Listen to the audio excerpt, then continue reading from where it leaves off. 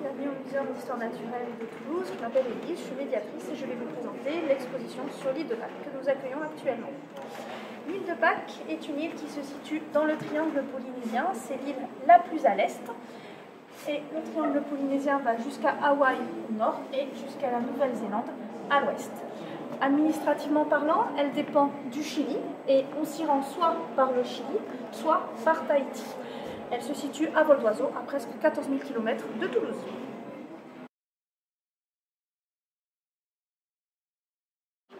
Donc, le Muséum de Toulouse a voulu faire une exposition sur l'île de Pâques parce qu'il y a 30 ans, nous avons acquis des dessins originaux d'un marin et explorateur qui y est allé et qui s'appelait Pierre Loti. Quand on évoque l'île de Pâques, on pense bien entendu à ces moaïs.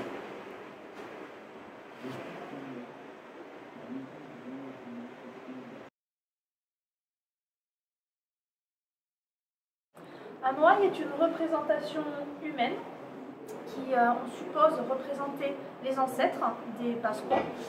On va avoir certains points communs avec, entre différentes sortes de moaïs.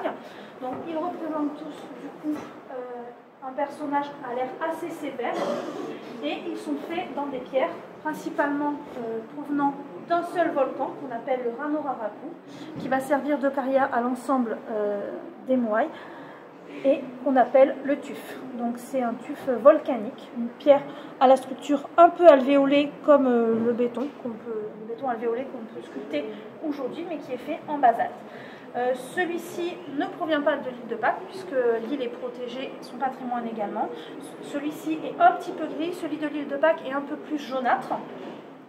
En tout cas celui du Rano Raraku. Sur certains moaïs, on va trouver un autre tuf qui va être un peu plus rouge et qui va pouvoir servir de coiffe, de matière pour les coiffes.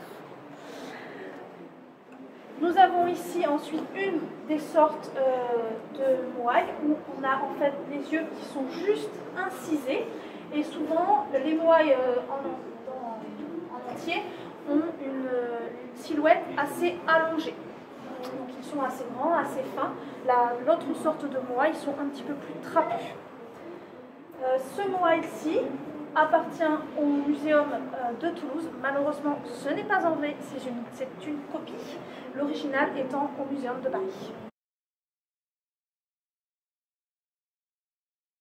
Les moaïs ne se ressemblent pas tous, il y en a une grande diversité.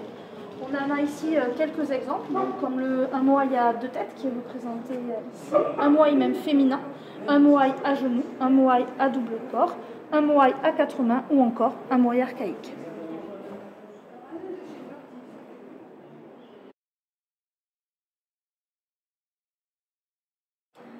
On a des moaïs de taille très différentes et on va pouvoir, entre guillemets, les classer en deux grandes catégories.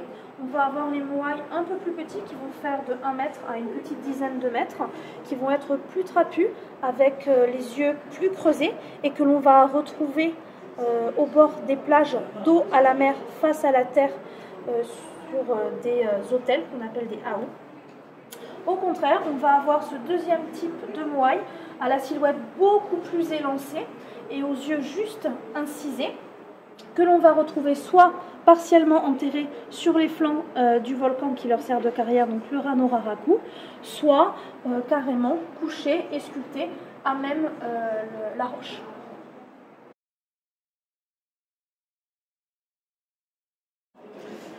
Tous les moaïs ne sont pas en pierre.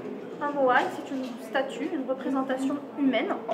Et on a des moaïs en pierre, 900 à peu près sur l'île de Pâques, pour une dizaine dans les musées européens. Au contraire, on va avoir des moaïs en bois qui sont totalement absents de l'île de Pâques, mais par contre qu'on va retrouver dans les différents musées du monde. On a ici par exemple un moaï qui représente une femme qui nous provient du Musée national de la Marine. Un moaï représentant un homme qui nous a été prêté par le Muséum de Bruxelles.